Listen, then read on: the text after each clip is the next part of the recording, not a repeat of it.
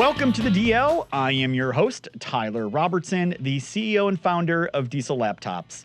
This is the podcast show where we talk about everything going on in the heavy truck and the off-highway equipment industry. So today's episode is going to be about one of these little sub-industries that is definitely powered by diesel engines that I think people don't realize how big it is and how important it is. But maybe if you're building a house right now or having to deal with some things, you probably do know how important this industry is. So with this, I'd like to invite Yule Smith with timberhauling.com. So Yule, welcome to this show, man. I appreciate you having me on your show. Well, before we talk about what timber hauling does, let's just talk first about this whole logging and timber industry and forest industry. How big of an industry is this, and how much does it impact pretty much everyone's life? If you think when people think of trees, they typically think about paper, they think about lumber for their houses. And the pandemic, you remember when the pandemic took off, toilet paper became a hot item. And the price of lumber took off like a rocket over the past year and a half during the pandemic. And because people started investing in their homes, since they weren't going out and traveling, they started investing in homes. But it affects so much more than just that. It touches every aspect of our lives, from the food that we eat, to the cellulose, for like Oreos, it's gum, chewing gum. Even the cell phone has a nanotechnology that's used to make the phones operate. It touches all aspects of our lives, and the industry is massive. The industry itself, when you look at the forestry sector, it's a $300 billion business to the United States economy. And what we're going to talk about today is the impact of loggers. And without the loggers across the United States, they're the key element to the supply chain of wood fiber to the mills to make all those products that impact your life, my life, and everybody listening to this show. So I remember this with COVID. And by the way, we have the building we're in actually used to be a bank. So we joke that we kept all the toilet paper in some of the safes downstairs, and we really did when that happened. But I remember, we all saw, I think, the things on social media and the news things. I mean, price of lumber just skyrocketed. That's right. Right. And then now it's plummeting again, it appears. But what did that really, who did that affect? I mean, were loggers making more money off this? Was it the home improvement stores? Was it the mills? What caused this craziness in this commodity that's been around for really a millennium here? So here's some context, what a logger does. First of all, it's a very dangerous job. So they put their life on the risk, on the line to serve you and I with the products that we use on a daily basis. They put their financial lives at risk as well. The loggers in the United States run an average net. You probably wouldn't gotten into this business versus what you do today. Their net's 2 to 3% at the end of the day, or at the end of the year. And they take on $2 million, $3 million in debt to operate. And on paper, it makes no sense. But the reason why loggers do what they do, and if you've ever met a logger or worked with a logger, they love it. They want to be in the woods. They love being in the woods, and many times they're multi-generational, going back four or five generations of families, and that's what makes that work. I think the COVID exposed some weak spots in the industry, and right. That's where we come into play. We'll talk about that in a moment, but we saw and we're seeing the impacts, the ripple effect right now of the economy with the inflation, with the price of diesel fuel. But the equipment that they used to buy for $50,000 is $200,000 or $300,000 in 2004. So there's so many variables, and their pay has not gone up. So that's a big factor. That has to correct itself to help these guys.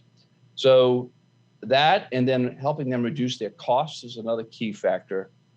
And right now, diesel fuel is a tipping point. It's not the only point, but it is a tipping point that's affecting so many other sectors as well.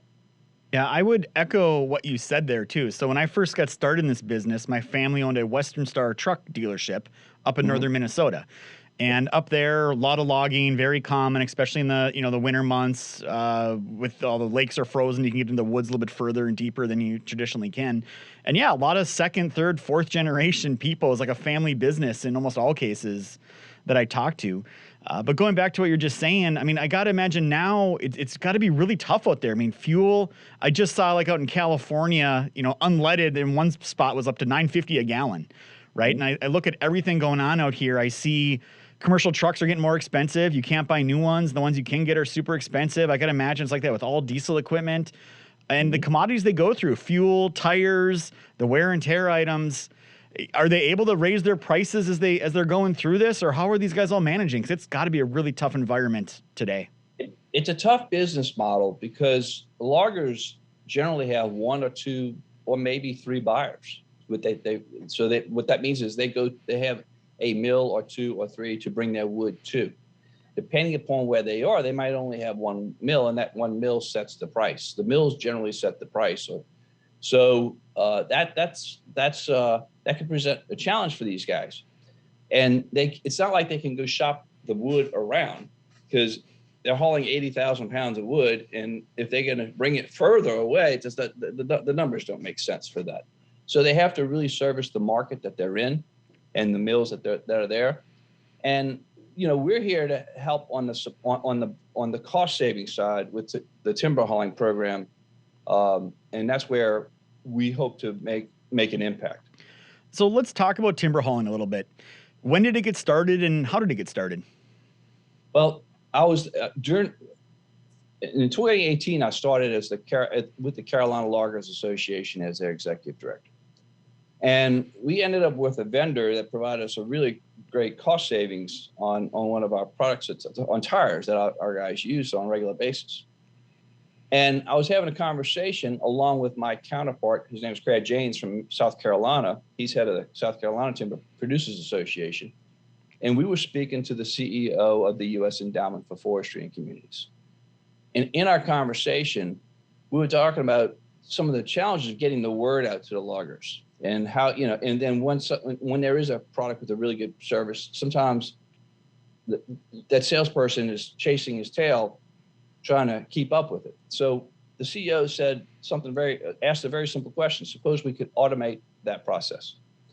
And the light bulb went off, and sure enough, timber hauling was born out of that conversation. So the U.S. Endowment, who I think it's important for people to understand who they are.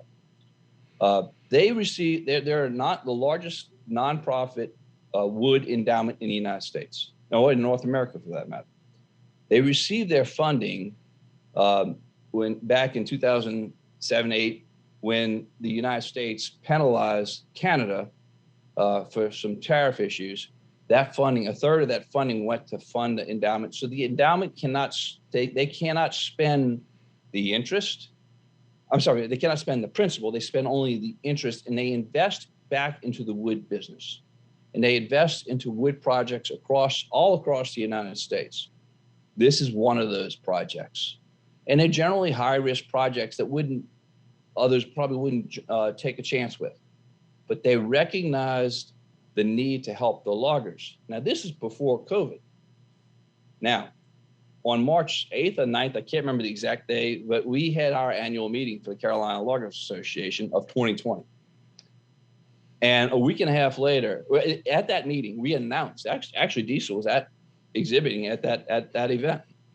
And that event, we announced timber hauling. And about a week and a half later, the whole country was shut down for COVID. So that put the brakes on it for a little while, but we brought it back.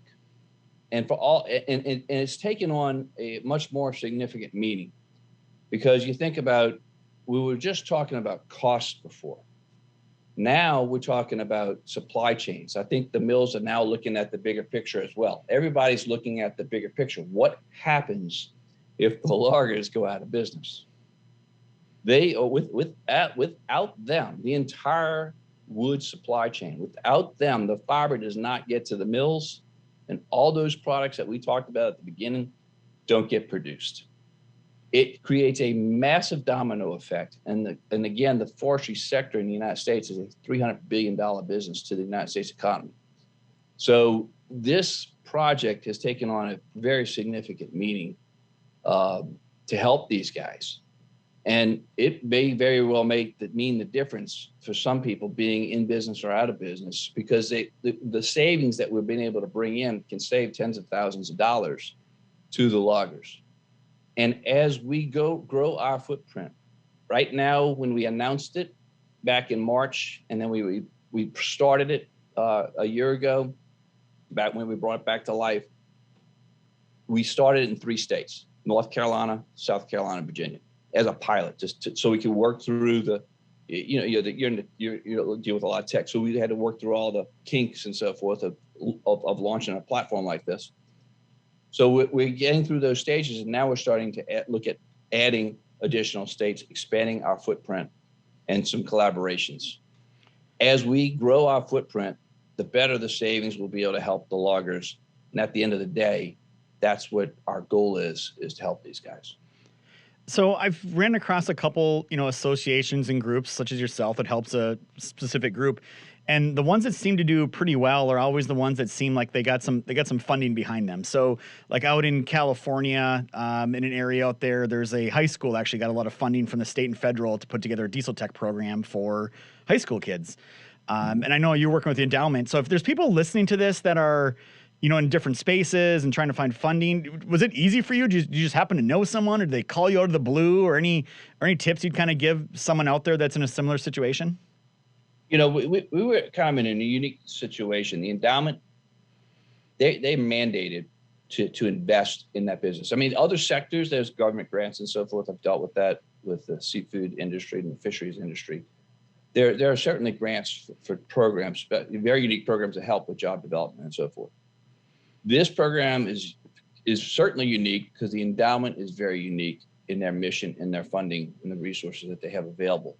And again, their mandate as a nonprofit is to invest in this, and they've invested hundreds of thousands so far, and they're committed to this. This project would not be possible without them. I can tell you that right now. Yeah, it's great to see there's groups out there and endowments like this out there trying to further things and help people out. So can you talk a little bit about some of and there's some things your group, Timber Hauling, does, right? Discounts and whatnot. Can you give us like an idea, variety of what do members get? What benefit do they get when they join with Timber Hauling? Well, right now it's free for them to join. And then the savings that they have access to. And then one of our first vendors was Schwab Brothers, Schwab Hoses. They're a smaller company. They're very entrepreneurial, like you are and your company is. They're able to get a reach that they maybe have not had before through the network that we're able to bring. And the way we are able to reach the loggers on a daily basis because we're not just working by ourselves, we're collaborating. Right now, I said we're in North Carolina, South Carolina, and Virginia, but we're working with the North Carolina Loggers Association, the South Carolina Timber Producers Association, the Virginia Loggers Association. So we're in collaboration with those guys. As we add other states, Georgia and Florida, we'll be doing the same thing, working with their state associations. So we have that outreach on a daily basis to the loggers, and that's how we are able to make an impact. So a company like Schwab Brothers or other vendors that want to be part of the program, it's free for them to be on the program. There's no upfront cost whatsoever. If a sale is made, a little piece comes back so we can support the program. But the program itself is a free platform, both for the loggers and for the vendors, and it helps us get those discounts to the loggers. So I know when we've come out with some products or services and we've said, oh, they're free, everyone kind of looks at us kind of weird and goes, sure. What's the catch, right? Do you run across, I'm just curious, do you run across that at all with loggers? It's interesting. Yes and no. Yes, for sure. Because people they don't believe it till they start to see it, right? Then they realize, okay, the U.S. endowment is for real. It's a real entity. It exists. And if you look at their website, usendowment.org, you'll see all the projects that they have going on across the United States. They do amazing work in a lot of different areas. They invest in all these different wood projects. If you've seen the mass timber construction, these big buildings that are out that go 18 stories high, that's one of my favorite projects that they worked on. The U.S. Endowment paid all the research to be done to educate the building code inspectors around the United States to get the permission and approvals to go 18 stories with wood. That happened because of the U.S. Endowment. Well, that opens up markets that that market is just starting to get its footing in the United States. That's going to be massive because now you're not building a 3 or 4 story building with wood. Now you can go 18 stories with wood. So that's the type of projects that they can take on and have an impact with.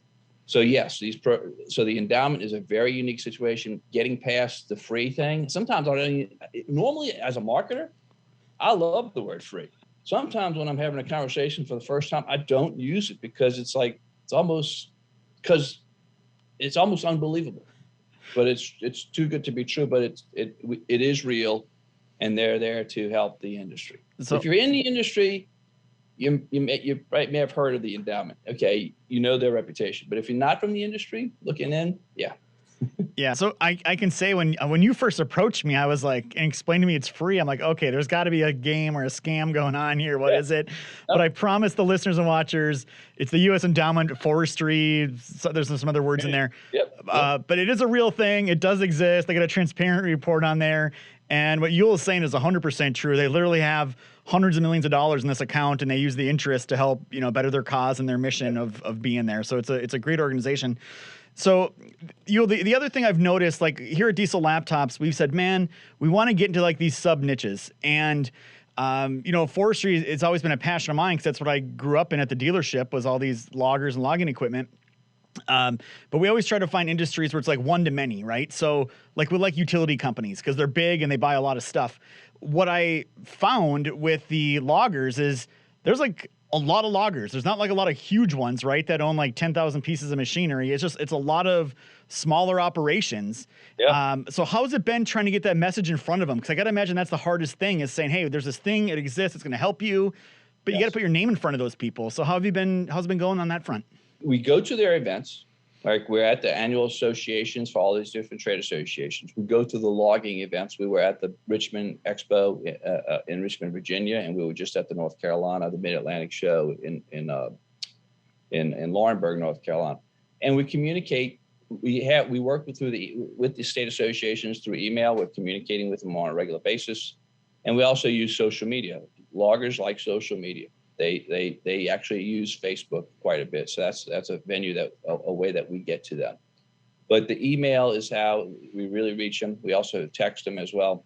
So we're able to communicate. We have been able to dial that in pretty well because of the relationships. And it goes back to the trust factor of working with those state associations. And they've come to know who we are. But there's still an adoption process, like any new technology using us. And we're getting through that as well. So your members now, they're starting to realize the value of this, do this thing. I know you've talked you're in the Southeast. Do you guys have some plans here to kind of keep branching out? Or are you trying to lock down the Southeast here first? Well, we want to go across we want to go regionally across the whole South, and then we'll start expanding other regions of the United States. So right now I'm in constant conversations the past few weeks with Florida and Georgia, and there's another group that represents the entire South that we're in conversation with to collaborate on. I wish I was a little further down the road to say where we are, but I can't say it yet, but it looks very promising. So I'm excited about that. And the program as it exists today, like how many partners? I mean, I know Diesel Laptops, we're on there. People are part of your program. They get a discount buying product from us. Right. How many companies do you have on there currently that are involved in this? We have 18 companies right now. We've got another one getting ready to come on. And then the collaboration will expand our footprint and even greater. And then we're constantly looking to bring in new vendors as well. And again, as we grow this footprint, the goal is especially with the larger corporations, it's really great for small mom and pop family businesses because we have a reach. Because like, for example, when you all came on, other vendors come on, we will do the push out into the marketplace. We'll take this podcast, we'll push this out through our logging community as well.